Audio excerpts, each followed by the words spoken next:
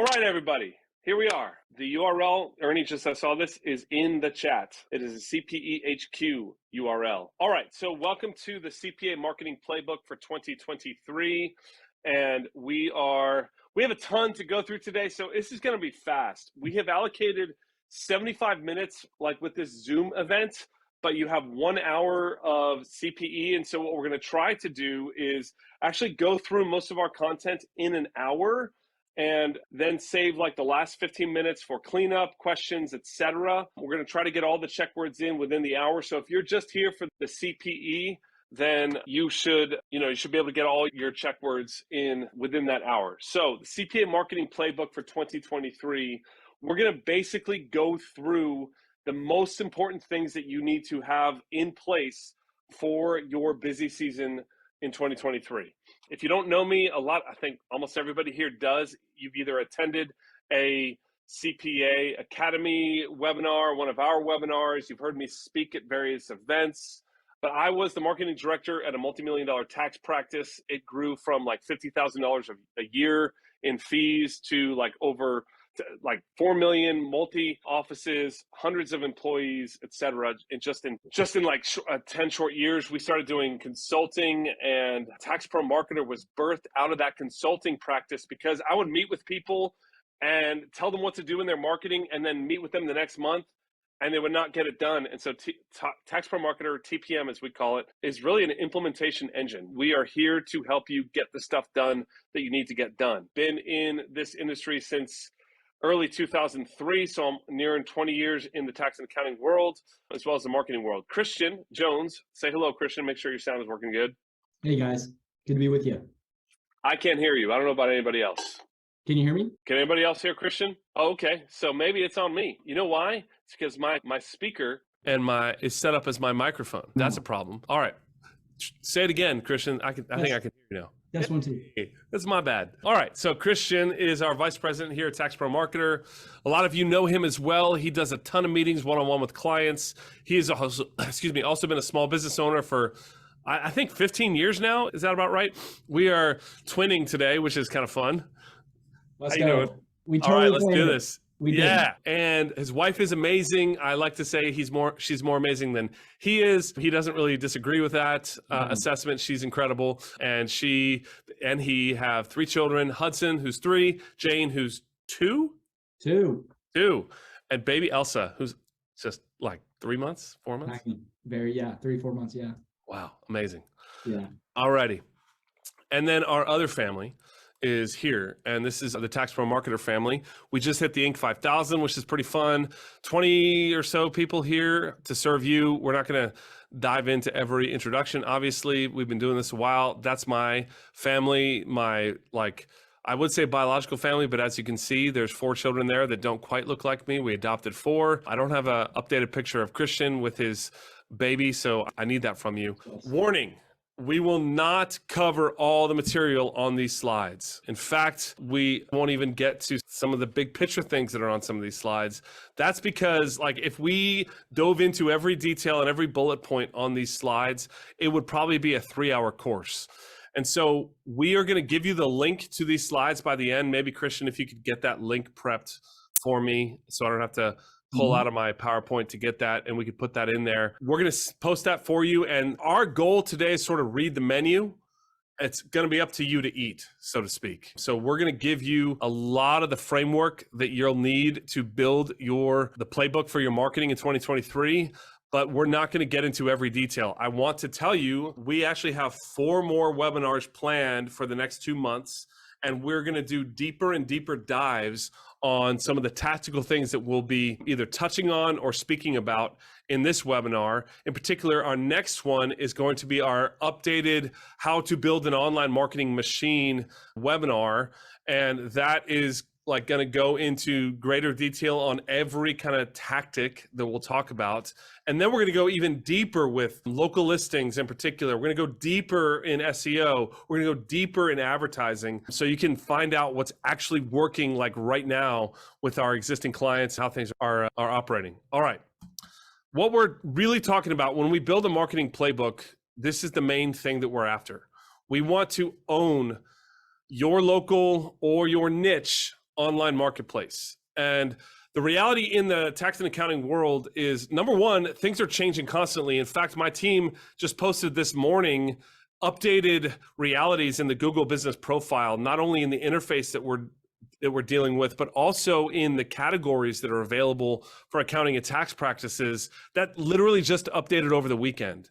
And so things are constantly changing, and it's kind of our job to pay attention to this stuff so you don't have to, like it is for you with the tax code or FASB regulations, depending on the model of your practice.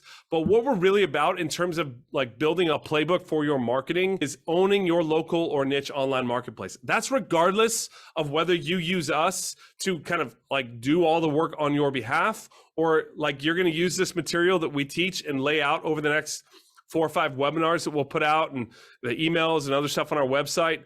It's awesome. I love to see people doing the blocking and the tackling, to use a football metaphor, the effective like things that really matter for marketing, because there's a bunch of crap out there. There's a bunch of gurus. There's a bunch of people that are out there who are, their main agenda is to get you into their program and, you know, have you spend tens of thousands of dollars with them and not actually like build a marketing engine that works. You know, goal today is to give you the tools to do this stuff on your own. And if you want our help, we're here. We're going to touch on this. We're going to dive into this a lot more specifically in our next webinar that we'll do on the online marketing machine. But we will sort of touch on most everything on our digital dominance methodology that we've established, that we've built over the last 4 or 5 years. I'm not, again, for the sake of time, I'm not going to like spend a lot of time shouting about our results, but you can see like 1,200 phone calls in 6 months, almost 3,500 phone calls in 3 months. I mean, there's a lot of stuff that we can shout about, but I'm less interested in shouting about us and more interested in you today, because what we're going to, actually, I would love to have you put this in the chat right now, is what's the hardest part about marketing your tax or accounting firm online? If you could put that in there, I would love to hear your perspective, because Christian could probably speak into this even more because he's meeting with people on the daily basis. Again, put it in the chat. Handling the work, Phil says. Time constraints, that's a very, very common one. Kind of knowing exactly how to like put in the, you know, where to put like the effort and energy. There's some confusion about like, what's the thing that I should actually be focusing on? Getting through promising webinars. I love that. Yes, that is hard. It's hard to spend time with Christian. It's easier to spend time with me, but it's hard to spend time with Christian. I get it. Bob says, getting the good prospects. Yeah, like lead. So right now, in a sense, it's like there is a lot of people out there looking for new tax practitioners, accounting practitioners. The good news is there's a lot of people who are hungry to get better help. The bad news is, how do you weed through all of the chum to get through to the good stuff, right? That's a huge deal. So when we're looking at marketing, I mean, look, what we're looking at is like, there's so many options. It's pretty unclear where to spend your budget. You know, when I was running the marketing for this tax practice, I spent over $400,000 per year on various marketing initiatives. And even back then, before like a lot of these, you know, online platforms were even invented, it was hard to find like right places and the right priorities to focus on from a marketing spend standpoint. There's an overwhelming amount of places that you could put time and effort and investment into, in the online practice. So if you're doing it right, there's a lot of money that you're spending. But what we hear from a lot of people is when they do invest time and effort and money, there's not much to show for it. And the lead quality in particular is not as good as it should be. So what we're really wanting to work through today is building a clear plan so that you don't overspend, that you underperform, okay? So we're gonna try today to help you put through a clear plan with goals, targets, KPIs, accelerate your leads, but the right ones, right? So that you have an actual good ROI on your investment, so that we can actually hit your good client acquisition goals for 2023. All right, so that's what we're gonna be focused on today. Oh, check word for the CPE. And again, the URL to put this in, Christian, could you put that back in, go back in the chat and make sure that that is in there? Because let me see, I have this in my notes. Check word, move my stuff. Check word number 1 is flood. Flood is the check word, FLOOD. All right, I cannot put it in the chat per our regulations, but that's the check word. And make sure you put that in the URL that Christian just posted in the chat. You'll need to do 4 check words to make sure that you get your CPE. That was check word number 1. We want to bring in a flood of new clients. Caps don't matter to your question, Byron, but do small caps just in case. All right. In order to, I think, flood your practice with the right kinds of leads, what I want to do and start with before I kind of let Christian speak into some of the more specific tactical things that we're going to focus on is go back to the fundamentals. And this is something that I have spoken about to tax practitioners since like 2004 when I was, first doing consulting with tax and accounting practitioners. And it's still relevant and viable. And I would say even more relevant and viable because of the amount of noise, the amount of media options, the amount of marketing options in general that are out there. I think that even more so, people have skipped the fundamentals because when they think about marketing for their practice, they think, I'm going to play some ads. I'm going to build an awesome website. I'm going to do social media finally. And they're actually putting the cart before the horse when they approach their marketing from that perspective. And so in order to go to do marketing properly, we need to start at this 50,000 foot perspective to make sure that everything that trickles down from our kind of like strategic understanding of how we're going to be positioning our practices flows from the fundamentals of market, message, media.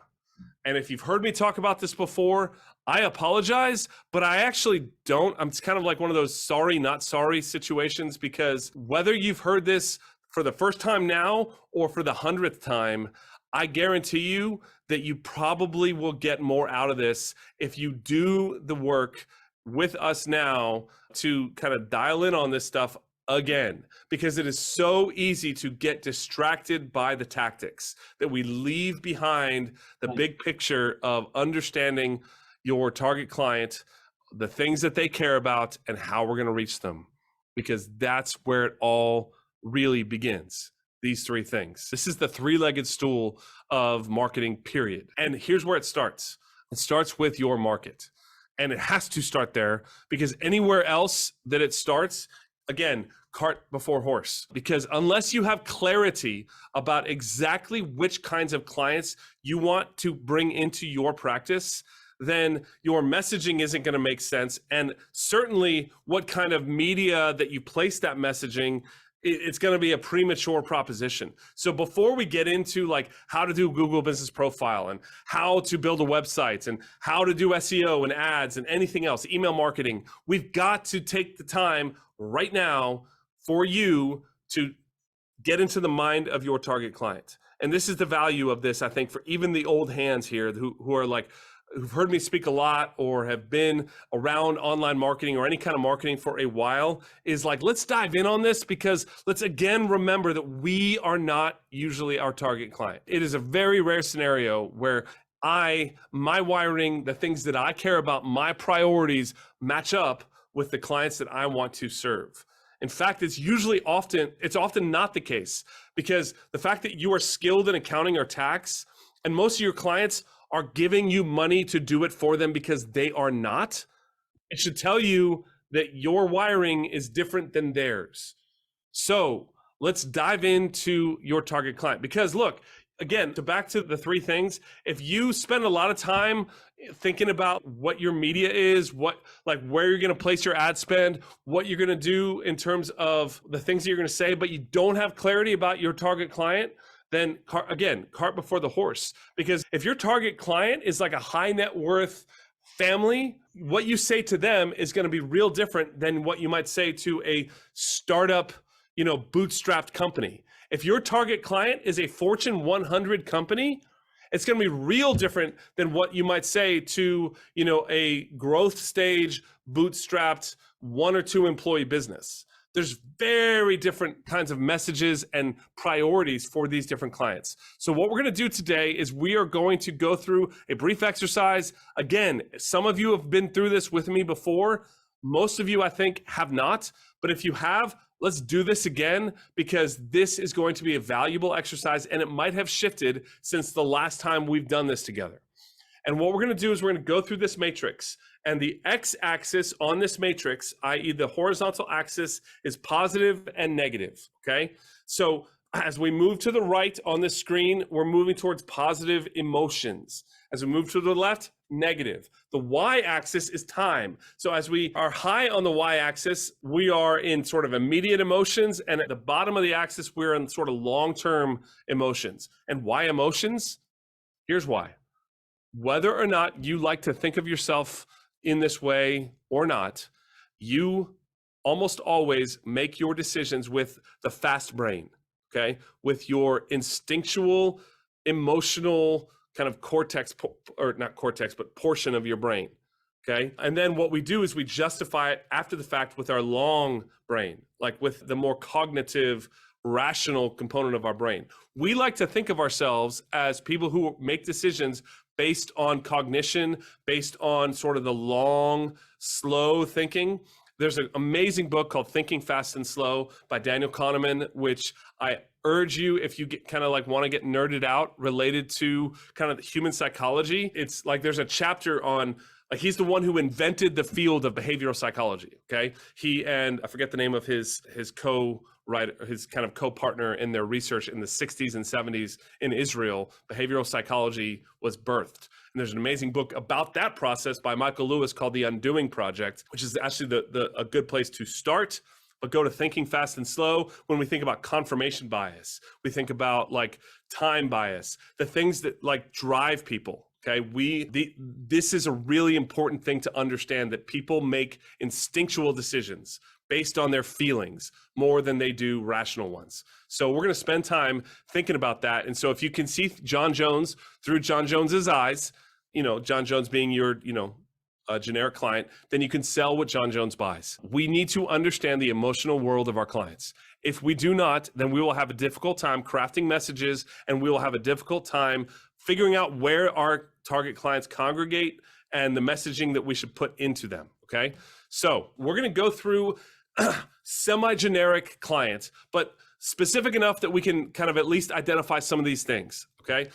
I urge you to take out a piece of paper, and a paper is a good idea, not like a browser tab with like Workflowy or a Google document. Like, get out of your screen, do this more, with the tactile experience of pen and paper. I urge you to, take the time now and write some of this down for your target client, because again, it's like we're going to be semi-generic here, and the chances are that your target client should be a lot more specific than what I'm speaking about right now. This is semi-specific because we're talking about a business owner. We're talking about a growth stage business, not like a startup. We're talking about a bootstrapped growth stage company that maybe has 1 or 2 employees. It doesn't matter if it's a man or a woman for the purposes of this discussion. We're just going to say it's about a $75,000 income from the business or not, the household income, so read into that what you will related to the profit margins of the company. It almost doesn't matter. Your target avatar might be very different from this.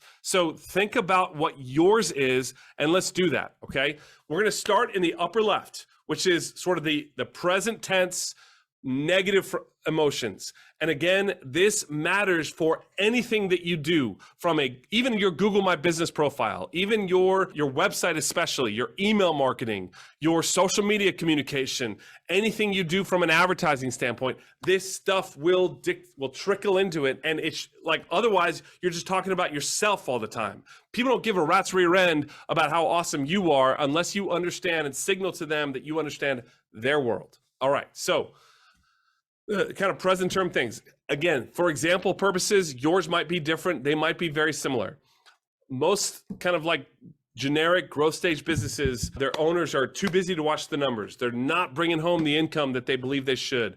They don't really have cost controls in place. They're operating probably like bank balance accounting, right? I mean, you guys Probably have a lot of clients like that. They've been burned by previous accountants, perhaps, whether it's from a tax standpoint or otherwise, or maybe they're just very leery of kind of giving over their finances to anybody, even though they're bad at it, right? They feel like they have this kind of in-choke feeling that they're paying too much in taxes, but they're not sure because they are not paying attention to the tax code. They just are like, they get political messages at them all the time. And so whether left or right, it doesn't matter. They're just sort of like, they're feeling bad about it. Maybe they're feeling like they've been treated like a number in the past. They just want to increase their profit. Like that's their main agenda, okay? All right, let's go long-term. And why are we starting with negative, by the way? Another thing that you'll learn if you read Thinking Fast and Slow, and if you actually look at the data in any kind of marketing, and I would also point you to, hello, social media. Hello, what is the stuff that gets clicks? It's chaos. The stuff that like people actually care about is negative stuff, which is terrible for our society, but it's also just, you know, that's the world we live in. And that's human psychology. It's kind of, there's all kinds of theologies that you could dive into as why that's the case. But we are like, there's a reason why we pay attention to a car crash, right? Whether you think that we're designed that way, evolved that way, it's a result of, you know, the fall of man, whatever it might be in your worldview, let's just recognize reality. People pay attention to negative things more than they do positive. So the long-term fears that a lot of these business owners have is just not growing, staying stuck, but even worse, maybe losing their livelihood or their home. They're afraid of getting ripped off. They're afraid of bankruptcy. They're having to fire people that might work with them because a lot of businesses in this stage are hiring people that are like associates or friends. They're afraid of mediocrity and toil. They don't want to live there.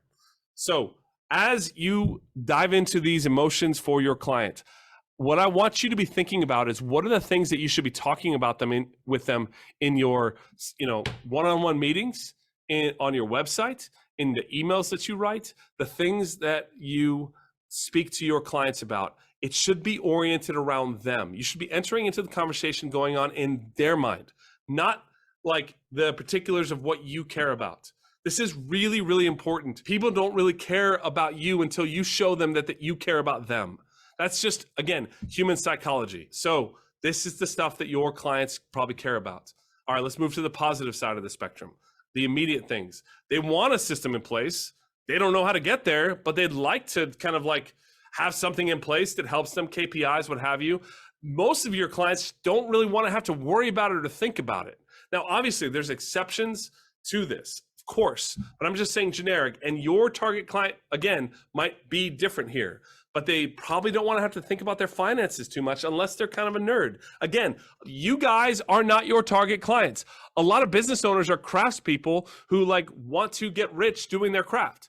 And they don't want to have to think about the details of how to get there. They just know I'm an awesome plumber and like I want to get rich being a plumber. Can you help me? Right? They want to grow. They want to have a business they can be proud of. They want to be able to hire their friends. Long term, they, you know, some of them probably want to be the smartest person in the room. They want to be that serial entrepreneur that's kind of like held up as a value in our culture. They want financial security. They want to live in a nice house, nice car, independence. They want their kids to be successful. These are the things they care about long term, okay? So this will drive your messaging for sure as you kind of like think about what's going on in the mind of your prospect. All right, so on your messaging, there's two things, and then we're going to dive into the media. And this is where like the sexy stuff that a lot of you care about, even though I think you should be caring about the marketing and the messaging even more than any of it. I know that like the sexy stuff and the stuff that we're going to spend the next 4 webinars about is sort of like the particulars of the media. Quickly on the messaging, 2 things you should be thinking about. Number 1, your USP. Why should someone choose to do business with you versus your competition? That's an important thing to like have in mind for all of your marketing. And then the benefits that your target client avatar will actually resonate with, that is, again, a key part of your messaging. But it should first start with thing number 1. And I would recommend you get out a piece of paper, answer these questions for your practice, because they will then dictate how you market your practice in any kind of media moving forward. All right, Christian, before I move into the media, anything that you'd want to add?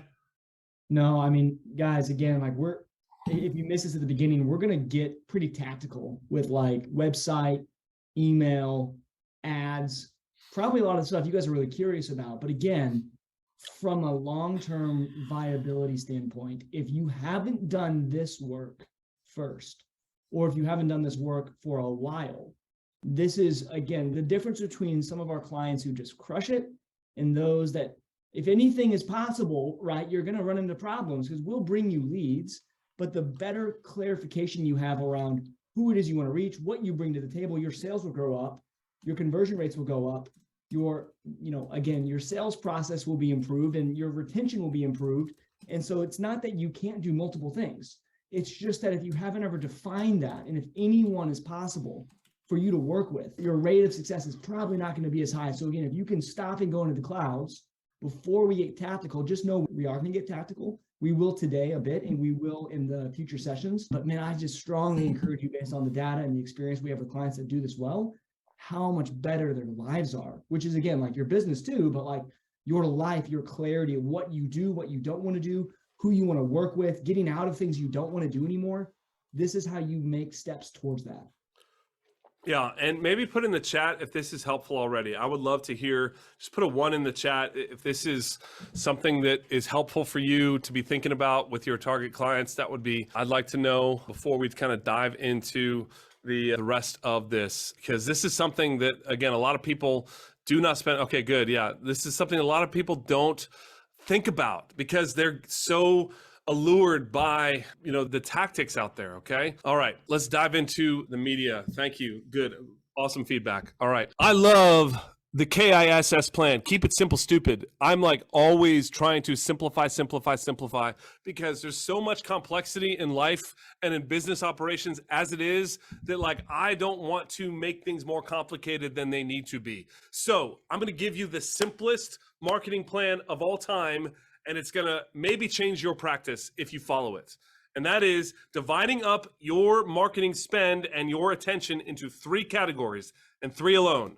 Number 1, existing clients. Yes, spend time on marketing to your existing clients. Mm-hmm. Number 2, a population that a lot of you have never touched and probably will be the most lucrative population that you could possibly touch is your lost clients. Your former clients that left you for unnamed reasons. So when I ran the marketing for the marketing practice, again, or the tax practice rather, when we would do like direct mail drops to former clients, we would get a 22-to-1 return on investment. Almost every year. It was anywhere from 20 to 30 to 1 ROI. Tell me the investment out there that gives that kind of return on the regular. There ain't none. Okay, unless you bought Bitcoin like in 2008, okay, which, gone it. I thought about it, whatever it was. I thought about it. I'd still be rich. Anyway, shut up, Nate. All right, so lost clients, better than Bitcoin, like pre-crash. I'm telling you, this is a lot of you think that your lost clients left you because you were bad at what you did or they don't like you, when in reality, the main reason that most clients leave their practitioners is lack of communication. Perceived indifference, right? Perceived indifference. And I'll tell you, that's actually something that we spent a lot of time with our tax pro marketer agency clients. And we kind of fixed that forever for our agency clients. But if you can just solve for that, like perceived indifference among your clientele, you'll lose a lot less clients. But let's say that you just, maybe haven't done that for some time and you've been in practice for a few years. And there's some clients that were awesome to work with. Just reach back to them and we'll give you some ideas for that. And you'd be amazed what happens. And then of course, the sexy one, new client acquisition. All right. So this is my sort of recommended kind of give a hoot percentages, whether that's in money, time, or whatever it might be. Existing clients, somewhere around like a third or so, or a fifth, somewhere in there, a quarter of your care to existing clients. And that might seem high to some of you, but I'm telling you, there's diamonds under your feet. Like the old kind of acres of diamonds story deeply applies now, especially in our environment, especially in, moving into 2023, especially as some of you, I think a lot of you are moving towards kind of more value-based billing or retainer kinds of models, I hope, and not just charging by the form from a tax compliance standpoint. So, there's so many different kinds of practice models that are on this webinar, and clients that we work with Resolution, to purely advisory, no tax, to tax planning, to classic CPA firms that are just do it all year-round firms, to just business only tax clients that just does 1040s as like a benefit. There's people who are like the seasonal tax practices. It really runs the gamut. But I'm telling you, regardless of your model, if you focus on your existing clients, referrals, cross-sell opportunities, right there, referrals and cross-sell opportunities, it's like the main two reasons to do it. And then of course, loyalty and retention is the third big thing. Lost clients and then new clients. All right. So depending on your goals, it'll kind of change what your spend and time investment. All right. Check word number 2, relationship. Check word number 2 for your CPE. Christian, if you could put that URL back in the chat. Relationship. Okay. I can't repeat the first one per CPE regulations, but the check word number 2 is relationship. All caps, low caps, doesn't matter. All righty. Relationship. All righty. Let's dive into this, building the plan. Let's first start with the existing clients. And the stuff in red is stuff that like we handle on behalf of all of our clients. We handle email marketing. We do social media on behalf of everybody. We handle review generation and of course, cross-selling opportunities. We can create that for you as well. A few words on this. I told you before that we're not going to get through everything. Here's the part where it starts getting fast and it starts getting maybe frustrating for some of you because we're going to rip past a bunch of slides in the next 25 minutes. And we're going to post the URL so you can download all the slides, but we're going to start moving quick. I hope that's okay. It's for the sake of kind of giving you the framework so that in the future, we can kind of do deeper dives. If you want to get nerdy on some of this stuff, we can get as nerdy as you want. I love nerding out. Let's start with email nurture. And this is my favorite part of what we do here at Tax Pro Marketer. And it's also like the thing that I think is the hidden weapon and the most important thing that every CPA tax practitioner should integrate into their marketing playbook is effective email nurture marketing with existing clients and contacts. We've been doing this on behalf of our clients since 2008. And I'm glad that we've gotten all this time under our belts doing this for people because it was sort of an instinctual thing back then when I built it out. I can't say that I was prophetic about it, but I will say that we were at a recent, like the largest marketing conference for marketing practitioners in the world called the Traffic and Conversion Summit. And again, the most important channel that they spent the most time on, 2022, email marketing. And the reason why this is so powerful for you is because you are a service professional. They were saying this for e-commerce businesses, like those that would like sell stuff online, like widgets or whatever. But for service professionals, this is especially the case. Relationship-oriented businesses like ours, which in my opinion should be every business, but especially like ours, email marketing is all for lots of good reasons. Now, most people don't do it. Most people, if they've tried it, it's been the Tax Tips newsletter, and it's kind of really not worth anything because like what that communicates to your client base or your prospect list is, hey, I subscribe to this service that's offering these 6 articles that are putting out there, and I put my logo at the top, and here's the articles that the service is putting out that I'm going to put my name on. Okay, that's really what it feels like to a lot of your clients when they get that stuff, because people are savvy to the fact that like these services out there exist, right? So you put out like these, John Smith CPA, 6 articles of the month. They don't care. They just feel like they're getting marketed at. It doesn't move the relationship needle whatsoever. But if you write stuff, if you segment your list, like let's say you've got 1040 clients and you've got small business clients and you write different things to each of them and you keep it kind of like oriented around the things that they care about, like i.e. real value, and you write in the first person and you do it consistently, oh my goodness, you would be amazed at the sort of things that happen in your practice. And I'm touching the high points here. I'm not, we're going to go deeper dive on this stuff again in the future, but I just want you, like, high points, write it in the first person. Think of one client that you like, that is like your target client, and write the email as if you were writing to that client. And it's one article, and what we do that I really recommend is, like, we do this weekly, and we have, different content streams. Like we have like 1040 only clients, like family and individuals. We have small business stuff. We have advisory only information. We have resolution oriented content. We have everything in Spanish. You can split up your listen to English and Spanish speakers if that's part of your dynamic. And we speak differently to these different populations because they care about different things, right? But we do it weekly, and we talk about current events, things that are happening. Don't get too political, because believe it or not, all your clients don't think the same. They don't all agree with you. They don't all agree with each other. So don't treat them like that. But you can still talk about what's happening. My recommended stance is like bemused neutrality, like sort of like, oh, look at this crazy thing that's happening with Congress. I'm here to be your bulwark, your port in the storm, Mr. Client. I'm here to like translate the IRS to you. I'm not the IRS. Don't yell at me, but I'm here to help you deal with those jokers, right? That should be sort of the stance, and offering real value, and you'd be amazed what happens. I've got stories in there, plenty of them. I'm not going to spend time thinking about that for the sake of time. There's a little bit more detail here. Social media, I'm not going to spend a lot of time on this, frankly, because this is like one of the most important things that you should just never spend time on. Easily outsourced, whether it's somebody on your team or people like us, where we post every day, handle all the replies, whatever. But here's what I will say about it. Facebook and LinkedIn are still kind of the primary ones that, depending on your model, are probably the places that your people are at. We can talk TikTok. We've actually done TikTok advertising for clients. We can put out TikTok content. We do videos for people, but these are kind of like as old fashioned as they might seem to a lot of us now. These are the ones that kind of are the needle movers.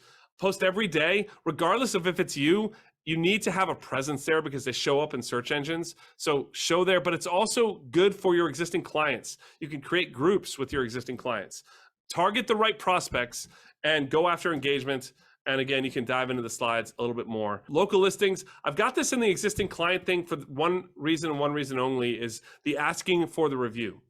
A lot of people are hesitant about this with their existing clients. And I'm going to speak on this. I'm going to let Christian talk about the new client acquisition part of this. I'm going to tell you that this is actually a relationship boon for you and your clients when you do ask. So asking for reviews, people will actually do it when you ask, especially if you don't do it in a mass broadcast kind of way, but you ask in a personal way. It's a big deal for new client acquisition. Christian's going to hit that in the very short amount of time I'm allocating for him. Sorry about that, Christian. But when they actually post a review, there's this thing where like, they don't want to look foolish. If they've posted a great review for you, like you've got them because they don't want to, they've made this public declaration of their fealty and their appreciation for you. It's going to like be rare that they would leave you. Okay. So don't be afraid. If you do happen to get a bad review from somebody you thought you would get a good review from, number one, awesome opportunity to figure out something that's wrong in your practice. Number two, how you handle it actually can do more and help you even better than just another 5-star review. Okay. We can double click into that deeper in the future, but it's a really, really awesome thing. We've got tools to help you with that. Cross-selling, we create these for you. Thank you campaigns, but you can create this for yourself. What I'm talking about is like a 3 to 6 step email sequence for like when the work is finished, whether it's like quarterly P&L review or tax prep, it's filed. You can sequence that goes out automatically with some offers. All right. Last thing before I kind of give the thing to Christian is a lot of you have not ever met with us, and we wanted to give you the chance to do that. It's wild if you haven't. If you have, we'll do it again with you. But for the first 20 people, if you go to talktotpm.com, and I will type this in, Christian, unless you're already doing it. Talktotpm.com. There's a few questions that we ask you to answer. Let's put the clickable version in there. I'm going to beat you to it because I like winning. You got it. Go ahead. There we go. Oh, darn it. I messed it up. Third time's a charm. Yeah. Talktotpm.com. That's a typo. There it is. Talktotpm.com should redirect to taxpromarketer.com/flow and about lead flow and answer a few questions. It'll take you to our calendar, and we will do a report where we'll look at your online footprint. We'll look at what you're doing. We'll give you recommendations, regardless of whether or not like we serve you as a client. We're happy to spend that time with you. Alrighty. So that's talktotpm.com. All right. Lost clients, I mentioned those. The main thing is to acknowledge the fact that they're lost and speak to that directly and invite them back with some incentive. Whatever kind of like, whether it's outbound calls, email, specific direct campaign, which we have an example of that on our membership site at taxpromarketer.com, or specific incentives. Go after them, do it specifically, and you'd be amazed. Check word number 3. This one's really, really pertinent to what I've been talking about. It's super, super specific. And the check word number 3 is pony. It has nothing to do with what I talked about, but I just thought it'd be funny. Pony. Wow. I don't know why I did that. Perfect. Hey, you know, it's my memorable. show. It's memorable. Hey, there we go. Pony. Like not horse, not foal, pony. Pony. I like ponies. All right. But we're talking singular pony. All right. Just one. New client acquisition. Dive in. All right. 2 primary negative approaches. Number 1, lazy glorified business card approach. We're going to dive into this more on the online marketing machine. Ron, Jason is wearing off on me. That's right. He does the random check words, doesn't he? Yeah, he's my pal. The lazy glorified business card approach. Like, here we are, John Smith CPA, excellence, integrity, been here 20 years. Yeehaw. I don't care. I'm your target client. I don't care. Everybody's excellent. Everybody's got integrity.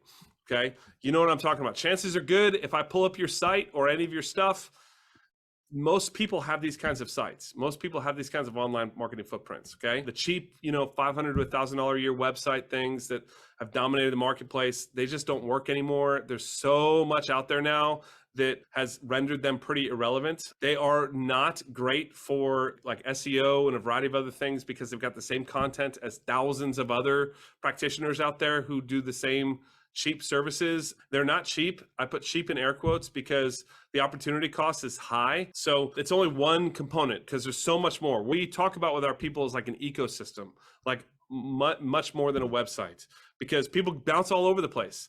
Okay, so the next shiny object that people have figured out that stuff doesn't work, they go to the funnels. And there's lots to talk about funnels.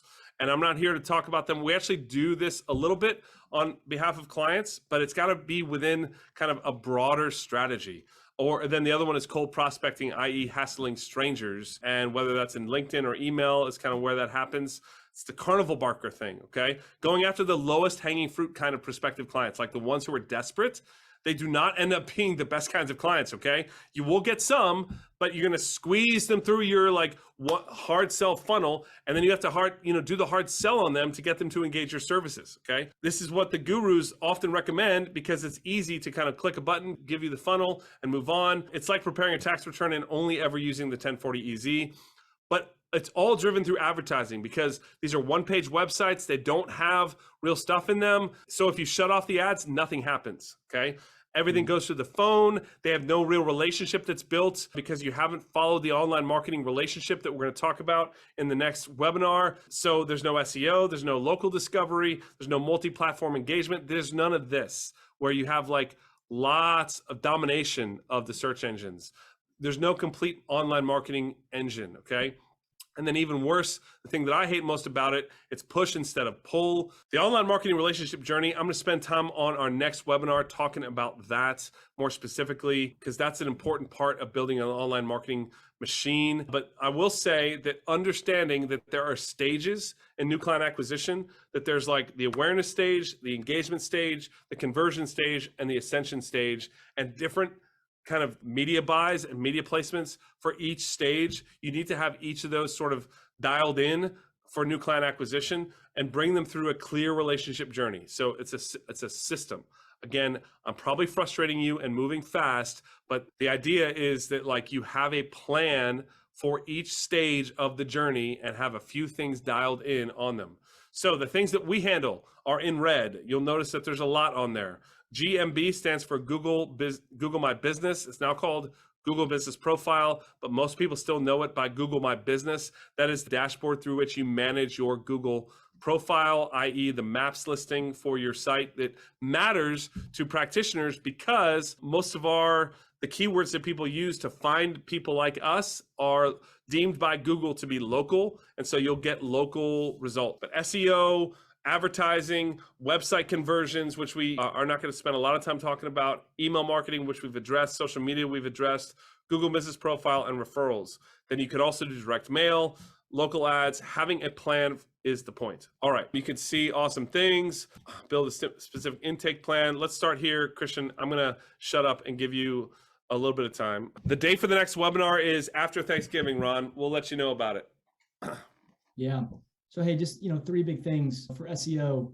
And again, SEO stands for search engine optimization, which would be the umbrella for local listings as well. So when we talk about SEO, it's on-site and off-site. We're going to focus on the on-site stuff here. And we have an entire webinar in this series that'll be dedicated to this in particular, SEO on your site and off of it. So again, what we're hitting today is big thoughts, big ideas. If you want to talk about your website, I'll tell you these things. All of your pages on your site should be on the back end targeting different keywords, which is to say your site is built on WordPress. WordPress right now is kind of the gold standard for a variety of reasons. It helps you do more optimization. It's also harder to build. So if you've ever built your own site, you're probably using Wix or Squarespace, or someone to build it for you is using a template builder, and they're not using WordPress because it's harder and more expensive and less obvious. It's watered down. But when you build a site on WordPress, if you do it right, there is way more power available. And a part of the power is you can tell Google through the back end of a WordPress site, hey, I want to target bookkeeping, tax planning, accounting services, tax consultant, blah, blah, blah. And that is your primary pages and also your blogs. WordPress was built as a blogging platform. So write blogs. Google loves fresh content. Everything about SEO is in, oh, do I sound like I'm in a well? Oh, that's weird. Do I sound weird, Nate? No, you sound good to me. Okay. Hopefully in a well, you can still hear me. Anyone else, if I sound weird, just let me know. Writing blogs is, again, something you shouldn't do, but you should have done for you. I think, Christian, the reality is I have the fancy microphone because I cared about it and I kept you from having it. And so, sorry, Christian, I sound amazing. You do sound amazing. I do, don't I? I'll keep chatting. I'll try and put my AirPods in. No, you're good. You're good. You're good. But, off of your site also contribute. They contribute a lot to how your site ranks. And these are linking strategies, local strategies, et cetera, et cetera. These are all on-site dynamics, not to mention how your site converts or doesn't. All of those things matter as well. And so, point being, your website can target different keywords, or it can just look nice. So a good looking website is not necessarily powerful. And so if you start with, well, you know what, I had this group build me a website and I like the way it looks, I like my images, guess what? No one ever sees it. So we're focused on a website to first get traffic. And that's what we're talking about here. We're going to get into more in our next sessions. But let's move on, Nate, and let's try and hit local. And then I know we're going to hit the time clock here soon, but local is under the umbrella of search engine optimization, and it's off website dynamics or profiles like your Google business profile, which again, just recently changed again. The tactics are revolving, but Google My Business or the Google business profile is still paramount. You must get that profile. Some of you have a profile and don't even know it. Some of you don't have a profile and need to build it. But once you get it, you then need to optimize it. There's other profiles too, like Bing and Yelp and Apple Maps. Those are all consequential profiles, right? People can use Bing or use Apple Maps or use Yelp, but Google business profile, and specifically the function of getting it set up, optimized, and getting reviews, I cannot stress enough how important this is to getting traffic. And so again, here's a little table you're looking at here of like, hey, when you have a profile and it's optimized, what changes in terms of actions? And again, download the slides, look at this data. Surprise, surprise, when you send Google more signals, you put up photos, you get reviews, you do blah, blah, blah, blah, all the things on the back end you can fill in. That sends a lot of good feedback to Google. Thing number 2 is, besides Google business profile, there are hundreds of potential profiles that could have your business's name, address, and phone number on it. And that is something that's less important nowadays, but is still relevant, that if you've been around for a while, you probably have some wrong information floating on key profiles, and Google cares about that. Again, we're going to do deep dives on this stuff. And if like the 3rd webinar in our series, if it's okay with you, Christian, I'm going to kind of push through and get into, because local listings is actually really, really important. Getting reviews is a big deal, like it matters for your website ranking. It matters for obviously your Google business profile. I do want to spend a few minutes on advertising just to highlight a couple things on this. And this is actually our last sort of like Slide section, Christian, just to give you the heads up, I think you knew that because you had the slides. Why don't you speak about ads versus SEO and the place for each of them? Because they're both really important. If I could just say this, Christian, I'm sorry, that we really focus in on SEO and ads and kind of the Google properties in general, rather than like social media advertising, because social media stuff is interruption oriented. Like you've got to like do videos and whatever it is. So people are on there in social media looking for cat videos or arguing about politics or grandparent kit pics, whatever it might be, kids pics. But when they're in the Google universe and they're searching for something, there's already sort of intent, and it's like they're looking for something like you. And we want to start there as much as possible with any kind of new client acquisition, because we can get a little bit more granular in terms of what they're looking for to match our target client better. Now we can do demographic matching in social media and only put ads in front of the certain kinds of demographics, but we can like get a lot more intent oriented around the keywords that people are using to look for. So SEO matters. And then ads. What's great about ads, actually, let me shut up and you talk about like the place for advertising versus SEO. Yeah, and Nate, you've already kind of mentioned what we would probably say are the biggest thing about ads, which is a lot of people think about ads in terms of, God, I need new clients. But what happens if you never do SEO and all you do is advertising? You stop the campaign, you stop getting leads. However, when put in the right context, ads is really powerful because, again, here's where ads show up. Page 1, top of the page of Google. And beneath that is what we would call organic. And so for our clients that are doing organic SEO well, they then run an ad. Now they're showing up 2 or 3 times, not to mention what Nate just said. You can get more granular on a Google ad campaign, what keywords you want to target, which ones you don't. You can get in front of a more selective audience with a more selective kind of ask. And so ads is really, really powerful, especially at the right time of year, but it should not be your only lead source. The SEO from an organic standpoint is harder to do. It's really powerful. You can get there, but ads at a timely part of the year. Some of our clients run ads all year, and they should. Some of them never do. They don't have to. But for a lot of you that are new to this stuff, ads is your short to midterm friend, because this is the thing that's going to work best first. And so if you're staring down the barrel at the end of the year, and there's a type of client as you're doing the marketing planning, the 3 stools, hey, market, media, message, and you're trying to build your practice in a new direction, if you're talking to me, I'm going to tell you, hey, long-term, we're going to go for organic. Hey, long-term, we're going to get your website set up to show up in front of those people. Short run, we're going to run some ads, and we're going to go get those people right now. That's the fastest way to get in front of them. Sorry to interrupt. We're going to do a deep dive on just ads in December. So we've got all kinds of cool things. I did want to highlight this slide. I skipped through a bunch. I'm going to post the link to the slides here in just a minute. If you've got ads, I will recommend that you don't try to do it yourself. It's like going to the craps table and trying to like beat the house. You're not going to beat the house unless you've been like doing this all day, every day. We got people on our team. Christian's not one of them, but we have others who are like looking at this data all day, every day. And Christian manages the people that are doing this. So he knows like all the stuff, but he's just on a higher level stuff. But we've got multiple people who are paying attention to the data on a daily basis. And this is some of the stuff that we've learned is specific landing pages. Basically, if you've got somebody else doing this for you, like get this slide and kind of make sure that you like ask them these questions. Are they looking at the things and not just setting it and forgetting it? Now we can look at LinkedIn ads, TikTok ads, Facebook ads, GDN or Google Display Network ads. There's a place for all of those kind of in various different places, okay?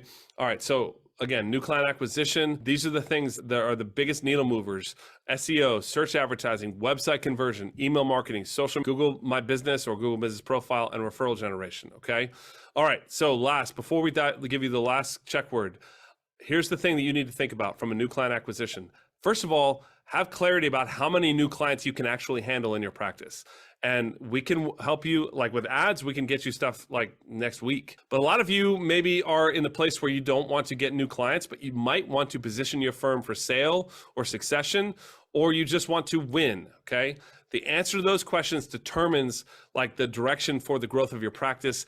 That's what we want to talk to you about and help you think through during our lead flow acceleration session. Okay. So again, that's at talktotpm.com. Christian will put this into the chat again, hopefully. Thank you, Christian. But what we're going to do is we're going to offer you a customized tailored plan for you that you can generate more leads, the right kinds of client engagements, and of course, profits. Okay. And that audit report is at talktotpm.com. Leads to the last check word for CPE, which is audit. All of you should know how to spell that. Audit, because we're going to do an audit of your online marketing when we talk to you at talktotpm.com. This is the sort of thing it can look like, the audit report. We will kind of look at your website. We'll look at your keyword rankings, your Google My Business, kind of the security and the speed of your website, your rankings, etc. That's all at talktotpm. I'm going to put my email address in there, and then we're going to hold for questions. But again, that last final check word is audit for your CPA, or excuse me, CPE. Audit. All right, let's dive into some questions. And if there's other things in the chat that you guys want to put in there, now that we're kind of through the content, I will, again, pay attention to your email. We will put in there the new webinars as they come up. We are really excited about the things that we've learned over the last 6 months to a year related to these various things, and we're going to do deeper dives on them. All right, Tammy wants to know, have you looked at allowing VITA to be part of your office for the lower income, and that this allows you more concentration on the higher end clients? So VITA,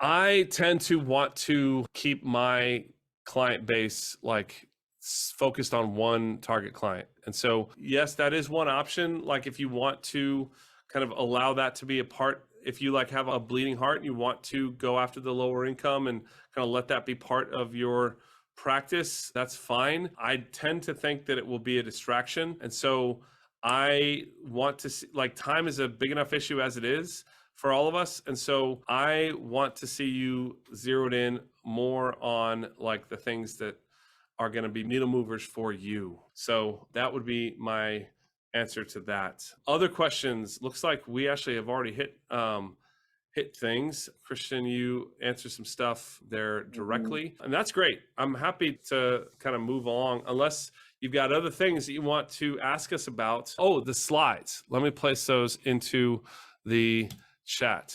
There they are. And I'll make sure that they get sent out over email as well. I know that we didn't touch on probably half this, but we warned you in advance. I want to tell you that was going to be the case, and you have these now, and you can dive in. I would especially point you towards the SEO and the ads sections, because that's the stuff that we really skipped through. All right. Yeah, no problem, Kevin. Anyone else who needs to head out, that's fine. We'll just kind of keep talking and chatting if there are other things that come through in the chat or in the Q&A. But if we don't hear anything else, I'm going to go ahead and call a lid, Christian, unless you've got other things that you want to add that I missed. Let me just highlight a few things we've already said. After Thanksgiving, in a couple of weeks, we're going to do round 2. We'll have round 3. We'll have round 4. We're going to keep going at this stuff and get into it. So if you feel like, dang, they went fast and didn't get into some of the weeds, we're going to get into the weeds. Today is necessary just to start the conversation. So keep an eye on your inbox. Send us an email. Keep the conversation going. But just know, time is, again, if you have anything about end of the year or new clients at the beginning of the new year, give us more time. Have these conversations earlier. We want to help. We're trying to equip you to do some of this yourself should you want to. The way we teach is we want to give you, some tools and ideas, but a lot of you don't have time. And so you're going to need help with this. And so please reach out, have the conversation, tell us what it is that's working or not working. We want to learn about your firm. Those are calls I'll do with you. We've got other team members that'll do those as well. We are here to help. So please don't sit there in the darkness until January and then freak out and call us. Talk to us now. Talk to us now, and we'll be glad to help. Yeah, now is the time, especially if you want to move the needle related to SEO by February, depending on your market area.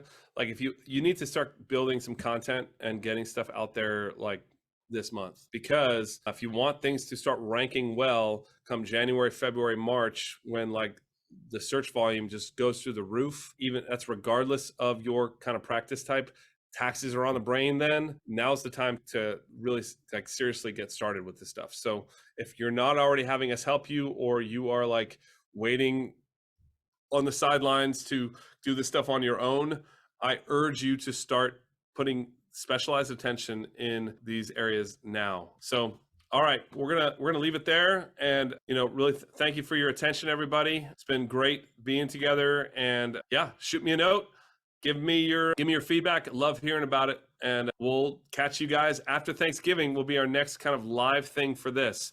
I've got another thing next week that is actually going to be an awesome resource for our team, or excuse me, for our client base and prospects as well, that I think you're going to have a lot of fun with. But yeah, we got like non-TPM webinar coming next week, and then a bunch of tax pro marketer driven stuff in, after Thanksgiving and in December. So thanks guys. See you on the next one.